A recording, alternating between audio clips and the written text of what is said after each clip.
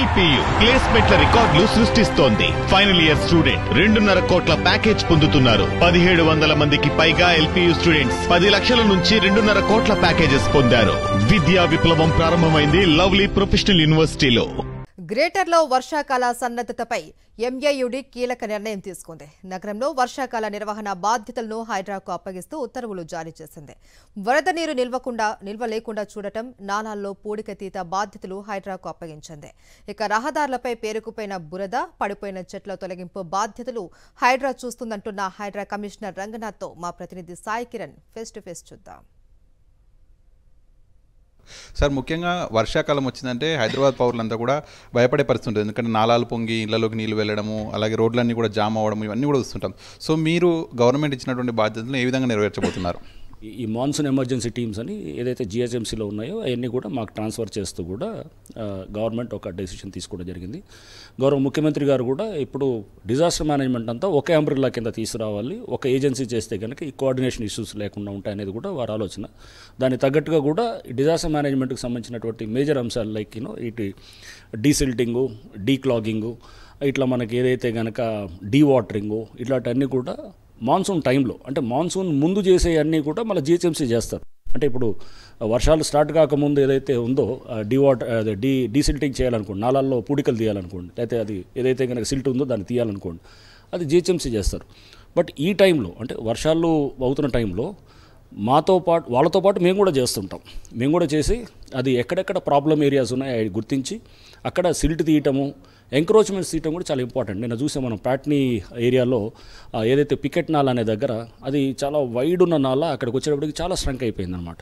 So అది మనం widen చేయడంతో దాదాపు అక్కడ 18 మీటర్లో విడుతుండేది, అక్కడ రావచ్చేటప్పటికి 5-6 మీటర్లు కూడా లేదు. అది మనం వైడెన్ చేయడంతో ఎందుకు డిశ్చార్జ్ కెపాసిటీ పెరుగుతుంది. పెరిగినప్పుడు వెనకాల ఉన్నటువంటి దాదాపు కాలనీలు మొత్తం 30,000 పైన కుటుంబాలంతా కూడా ఇంతకుముందు నీళ్ళల్లో ఎప్పుడు పెద్ద వర్షం పడితే కనుక నడుము లోతు నీళ్ళల్లో ఉండి మొత్తం వాళ్ళ ఆస్తులు అంతా మొత్తం కూడా ఇదంతా ప్రాపర్టీ డ్యామేజ్ అవుతుండేది.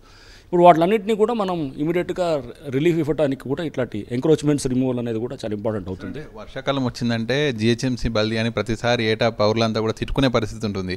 అసలు ఏం చేస్తున్నారు, రోడ్ల మీద చెట్లు పడుతున్నాయి, మ్యాన్ హోల్లు తెరిచి ఉంటున్నాయి, నగరంలో అనేక మరణాలు కూడా చూస్తాం. సో ఈసారి మీరు వాటన్నిటికి సిద్ధంగా ఉన్నారు? తప్పకుండా. మేము ఇంప్రూవ్ చేస్తాం. ఒకటి సిట్యువేషన్ని ఖచ్చితంగా నేను అనేది మీరు టోటల్గా మార్చేస్తామని నేను అన్నాను, కానీ బట్ డెఫినెట్గా సిస్టమ్స్ అంటే మా వైపు నుంచి హైడ్రా సిబ్బంది అంతా కూడా పనిచేసి అక్కడ ప్రాబ్లమ్ని మిటిగేట్ చేస్తాం, అంటే తగ్గించడానికైతే 100% చేయడానికి చేస్తాం. ఈ వర్షాకాలం ప్రజలు గుండె మీద చేసుకొని ఉండొచ్చు హ్యాపీగా అని మీరు ఏమైనా భరోసా ఇస్తారా? నేను పెద్ద మాటలు చెప్పను, కానీ బట్ ఆ ప్రయత్నం ఆ లైన్లో మేము ఖచ్చితంగా ప్రయత్నం చేసి డెఫినెట్గా సిస్టమ్ అనేది పనిచేస్తుంది. ఇది ఇయర్ కాకపోతే నెక్స్ట్ ఇయర్కో లేదా ఒక 1-2 ఇయర్స్కో మీకు ఇంకా బెటర్గా అవుతుంది.